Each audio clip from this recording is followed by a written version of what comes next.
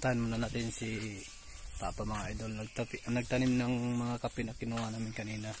Hindi ako nakasama sa pagtanim mga idol dahil sobrang sakit ng katawan ko. Dalawa kasi yung kagat ng yung tinatawag sa amin dito mga idol, yung tambubuan.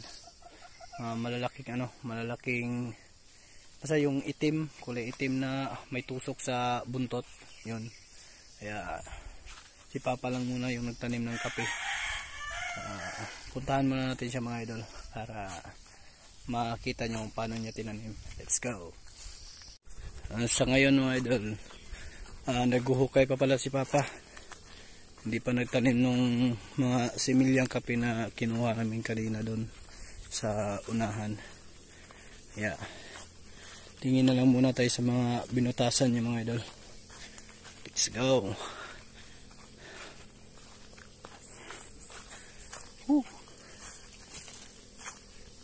Sila pa. Nang harvest mo daw sila kape pod.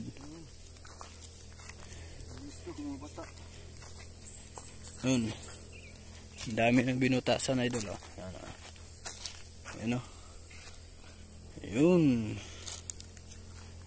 Yun. Mga butas para sa kape. Ngayon idol, videohan ko rin yung paano itanim ni Papa. Mamaya puntahan mo natin yun sila yung mga bata na nag-harvest ng kape para makita nyo mga idol anong itsura. Let's go! Ganito po yung itsura ng idol, yung rubber. Yan o. Tinapingan nila yung mga bata dito. Pamangkin. Mga pamangkin ko mga idol. Tapos prutas. Ito mga idol, sobrang dami ng bunga nito idol. Itong marang. Kita niyo mga idol Di lang masyado maliliit pa lang mga idol. Pero sobrang dami niyan. Yun. Ay, yung mga di naman masyado makikita dito idol. Layo kasi. Kasi ang daming bunga niyan mga idol. Malaking kasi ito idol, malaking puno. Tara na idol, puntahan muna natin sila. Yun. Dito na sila mga idol. Nag-harvest ng kape. Yan Tingnan muna natin sila. Yan. Yan yung harvest nila. Yan yung itsura ng kape mga idol. Mga tirador ng kape ito mga idol Yan.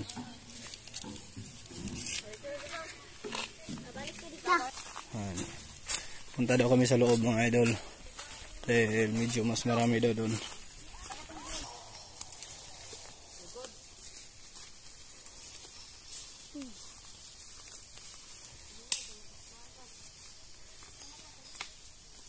Malawa kasi yung kapihan dito mga idol.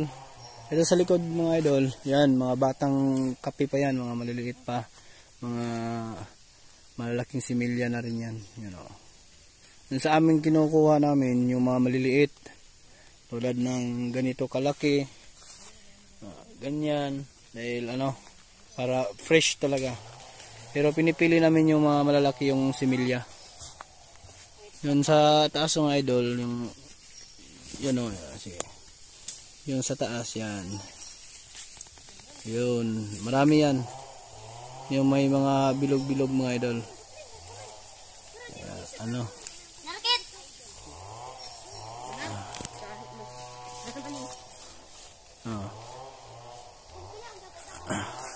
Daming pula idol Pula. Maraming kulay pula Yan. Ganyan. Yan yung mga kinukuha. Yung green mga idol, hindi mo na bubunutin yan. Pag may mga itim na, pwede yan. Dahil parang tuyo na rin mga idol. Dahil pagkatapos kasi nito mga idol, yan, pagkatapos kasi niyan, ipapatuyo yan. Pag kulay itim na, talagang mga 4 na araw na pagpapatuyo mo, talagang straight na buong araw, mainit. maganda yung pagtuyo ng kape. Pwede na yang ipagiling. Ano na yan, yung para matigas na yung sa ilalim. Yung kape talaga, yung tinitimpla nating stick na kape, ganyan. Ganito yun.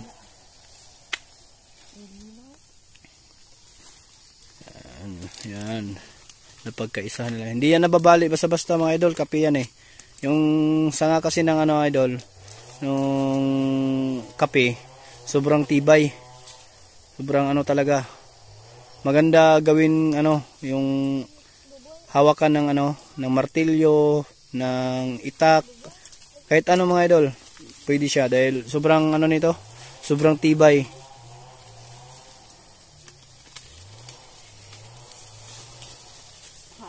Lipat na naman tayo mga yun sa loob ang dami ha? Puntahan nyo dyan. Sobrang dami niyan mga idol ito. Yan sobrang dami niyan yun yan, marami na rin yan. Yan. Nilusog muna nila. But Dan, pagkuha ka dako Dan, bunad ya dapita Dan. Batuan na. Awa sa kit. Atras muna kayo. Atras muna mga idol. Patapunan muna natin ang mga kahoy dahil mahirap na. Baka may may bubuyog na naman.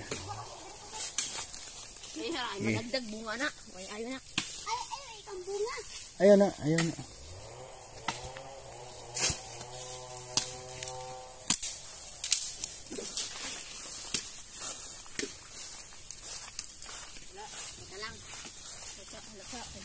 Ito ayaw na.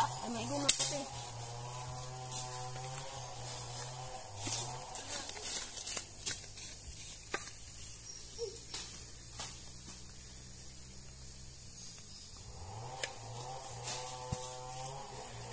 Maganda kasi yan mga idol pang paano rin, pang alis ng ahas. Yung ahas naman kasi mga idol, hindi yan basta-basta lumalapit sa tao. Umaatras yan pag nakakita ng tao.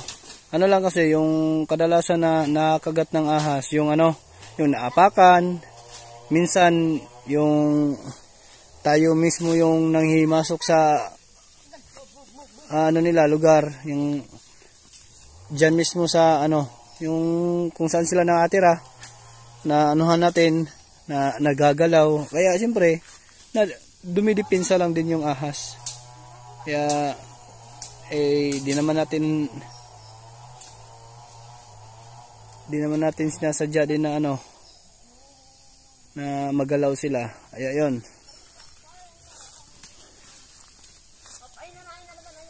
Dapat talaga ganito yung ginagawa pag pag may pupuntahan kayo sa mga medyo sulok-sulok na. Babatuhin nyo muna ng kahit bato o niyog, kahoy, kahit na lang mga idol, basta ang importante na igalaw nyo yung mga yung dahon o kahit dahil na rin yan, safety first na lang para sa basta pumapasok kayo ng mga ganyan. Ayan, pinagkaguluhan na nila mga idol. Marami kasi dito din sa loob, marami na rin yan. Lupa kasi ito ng papa ni ni Dandan. Yan, sa kapatid ng Dan. Ay, pagtigbas Dan kay na sila Dan. Lupa to ng ning mama ni Dandan at saka papa.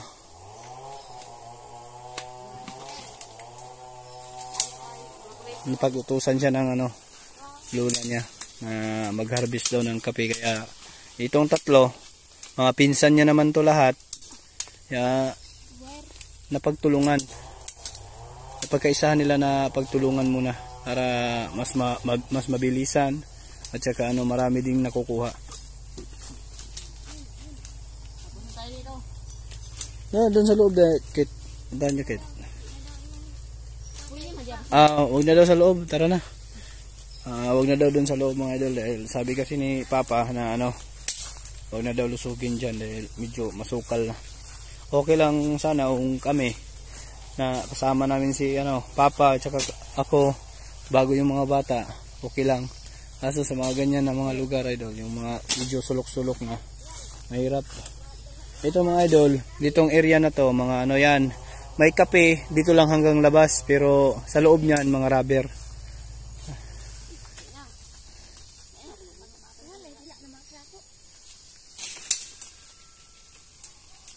Sagbot na.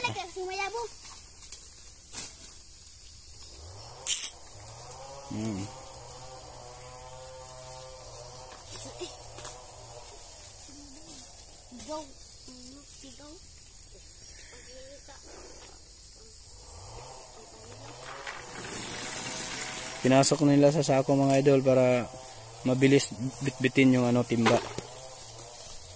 Ang sako, yan yung mga pag marami na iniistakan. Ganun. Hindi naman ano idol yung talagang pinipressure mo yung sarili mo para kukunin mo lahat ng ganito, ganyan. Hindi naman sa ano yan, biglaan. Paunti-unti lang tong kape. Hindi naman to nasisira biglaan idol eh. Kahit ilang buwan mo pa to, kahit isang taon, hindi pa to masisira. Totoo yan. Basta itago nyo lang, wag nyo lang ibasa. Patuyuin, isako nyo lang, tapos doon sa sulok, ilagay nyo. Di yan masisira mga idol. Sa loob dyan kasi tumitigas. Habang tumatagal, tumitigas yan. Basta di lang nababasa.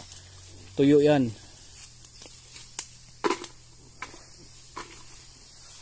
Hinaharvest na nila mga idol. May kulay green naman idol na ano, pero pagkasama ng pula mga idol, okay na yan.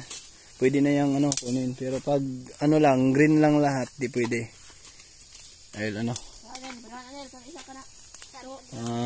Di pa masyadong mabilisang matuyo. Tapos wala namang masyadong laman yung mga green idol dahil hilaw pa.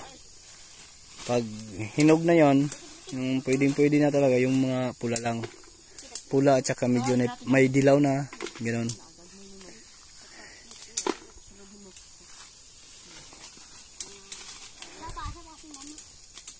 Kalain mo naman yung sa amin mga idol, dalawang sako at saka kalahating sako na ano, kape. Yun inabot ng ang kita namin, umabot sa 6,477. O kalain mo naman nun, paggiling nun, ang timbang umabot ng ano, 51 ang inabot, 51 kilos. Tapos yung kilo nun, presyuhan ng kilo 127 yung ano kilo. Tapos 51 6,477 inabot nun idol. Ang laki na. Ano lang yon, parang ano lang, ginawang libangan lang na ano, pagkuha ng kape. Hindi yun biglaan. Hindi yun parang pinipressure mo yung kunin natin lahat yan. Hindi. Ano, siyempre may gawain ka rin iba. Ganito yung mga kabataan dito sa bundok mga idol. Hindi to ano, walang gadget walang mga gadget, ano, hindi naman sa walang pambili. Meron naman din sa bahay nila, bawat bahay nila may mga gadget yan. May mga cellphone, may gamit din yan sila. Pero mas nalilibang kasi sila mga idol, mas natutuwa sila sa mga ganitong gawain, yung nagbibiyak sila ng kahoy, ganyan, mga ganitong ginagawa ng hawa. Yung sampiring daw mga idol, yung sobrang kati mga idol. Yun yung sabi ni Papa na wag nang lusugin dahil hindi natin alam sa mga bawat ng kahoy dyan sa tabi niyan. May mga sampiring o kahit ano dyan. Ahas o ano.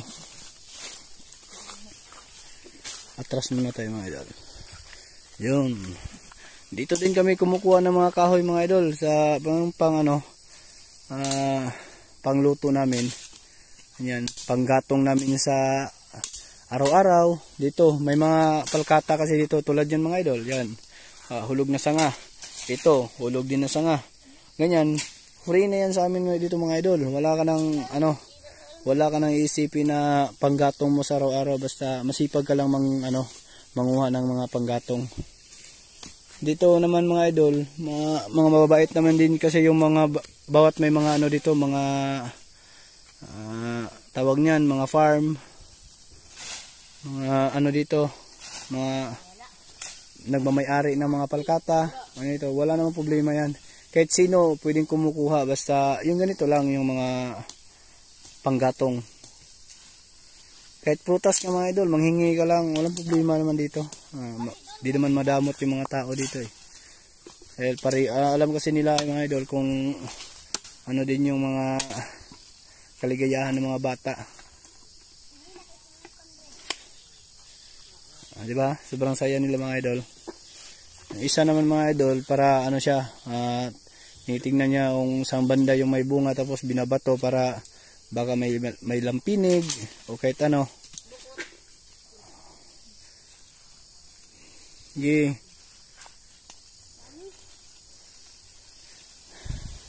Sa amin din mga idol, yung doon kapapa, marami din doon. Marami din may bunga. Kaso sa ngayon hindi muna ako makakatulong dahil sobrang sakit talaga mga idol yung kagat. Grabe. Yung kagat walang malagyan.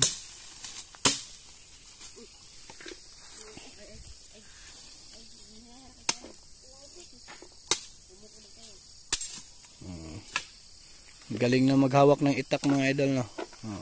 Ito mga bata pa lang to, pero sobrang sipag na maghanap ng dito sa mapagkakitaan.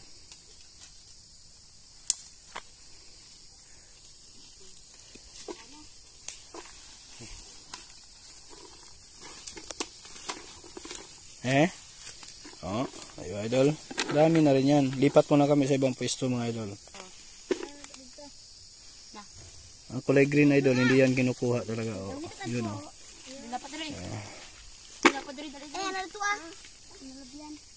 Ay na diakit, ayan na diakit.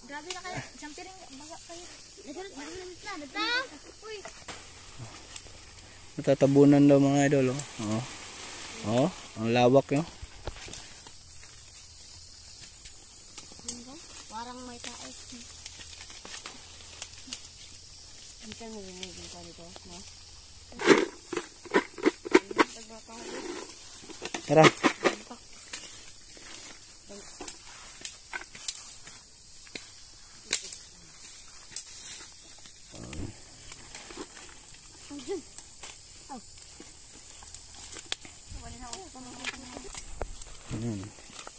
Pinasok na nila dito mga idol. Abi mga idol, yung punong yan na kape. Yun payat lang pero sobrang daming bunga mga idol. Yan. Zoom natin mga idol. Yun sobrang dami. Grabe.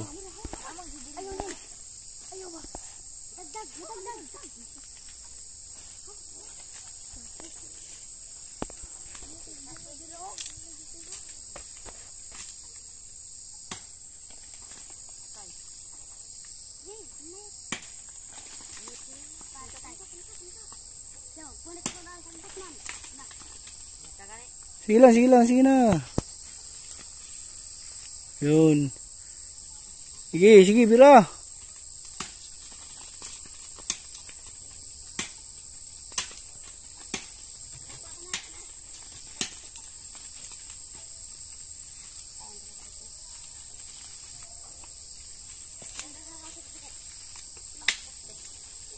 Sige. Yun. Hinay lang, dandan lang kit. Onya na, kaya nagtigbas paskit. Okay. Sobrang daming bunga mga idol.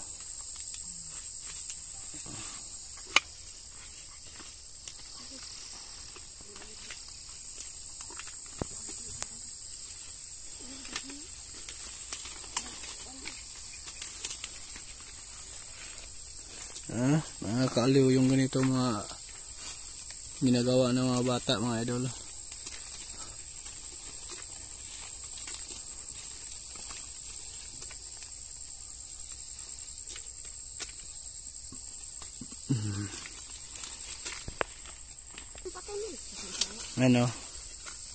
Ang dami mga idol.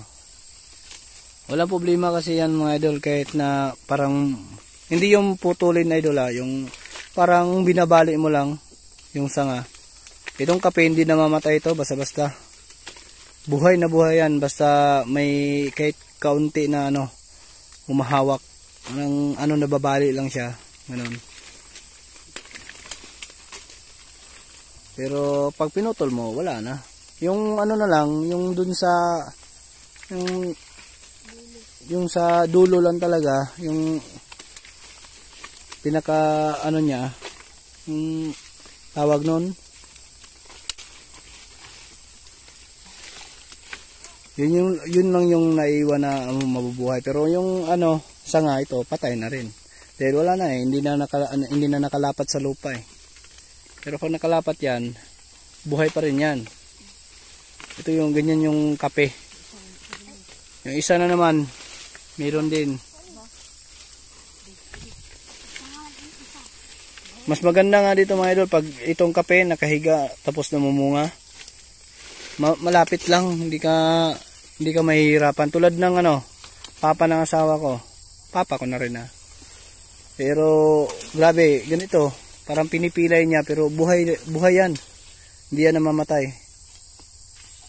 Yo, let's go.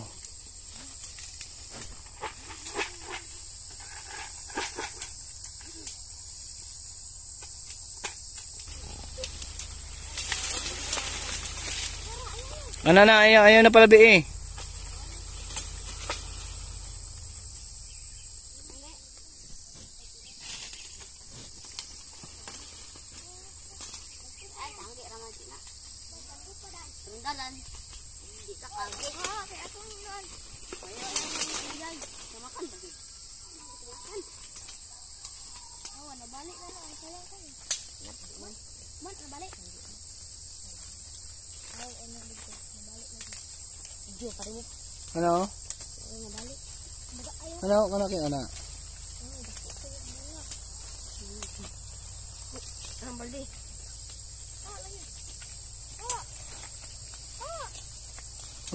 balayo mo na.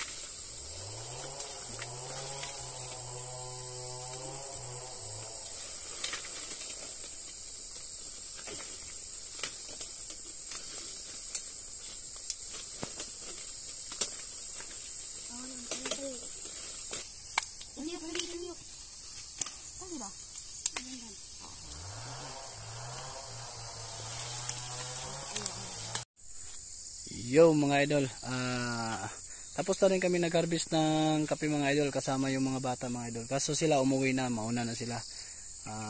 Ako naman pauwi na rin ngayon mga idol. Maraming salamat nga pala mga idol sa lahat ng pagsusuporta nyo sa amin, sa mga nanood po ng mga video namin. Sana suportahan nyo pa yung channel namin mga idol. Sana hindi ka magsawang manood sa video namin, mag-share, mag-like ng video namin mga idol. Maraming salamat talaga idol sa suporta. God bless sa inyo lahat, lalo na sa pamilya nyo mga idol. Boom, thank you.